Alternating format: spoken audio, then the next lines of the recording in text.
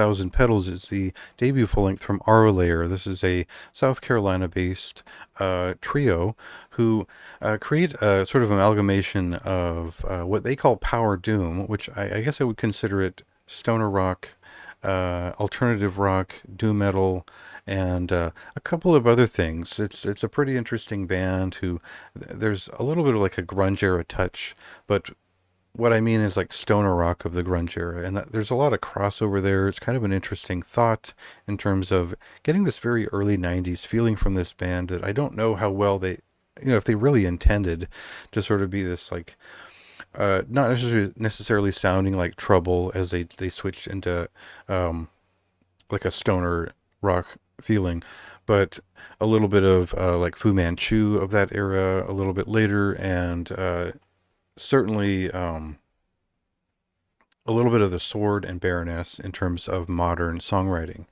So uh, I guess what we'll do is we'll get right to a song, kind of feel a little bit of the intense musicianship, the tunefulness of this music, and decide if it's too accessible or not for you.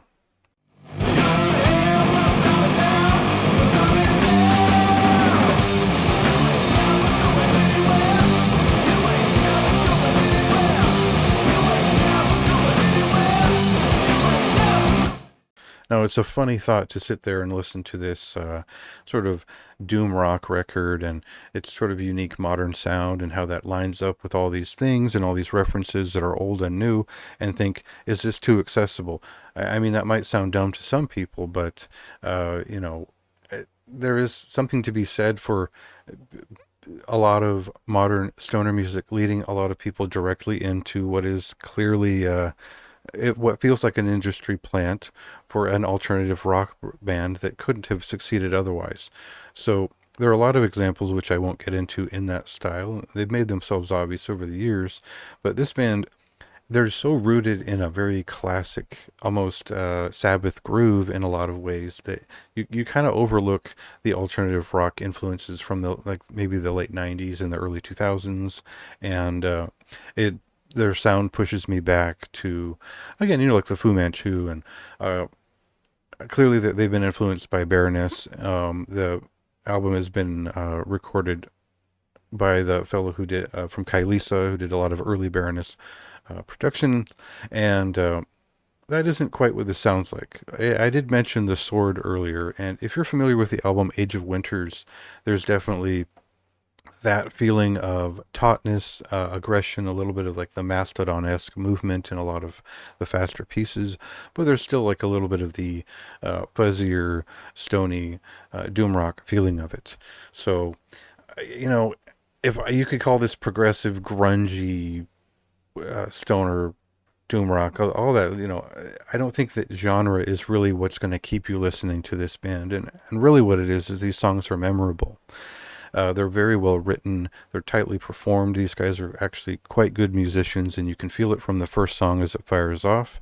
And I think that adds to the effect of it, where it does feel like something new. It sounds a little bit old and grungy, but for a heavy rock record in 2023, I think it's just very effective. It's stylized and memorable. And that counts for a lot with me. It's a memorable record. It's a memorable rock record, however you want to suit it up with underground metal references.